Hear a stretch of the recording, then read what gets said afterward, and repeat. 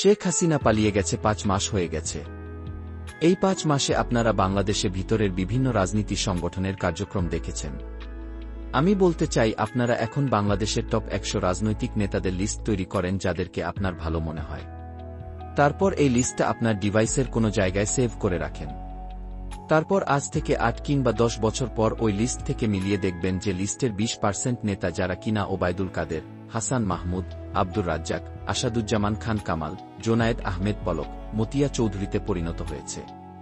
তবে কারা এই ২০%-এর ভিতরে ঢুকবে এইটা আমি কিংবা আমরা বলতে পারব না, এটা সময়ই বলে দেবে। আসলে টকশোতে বসে নীতি বাক্য বলা সহজ, কিন্তু ক্ষমতায় গিয়ে ওই ক্ষমতার চাপ সহ্য করা অনেক কঠিন।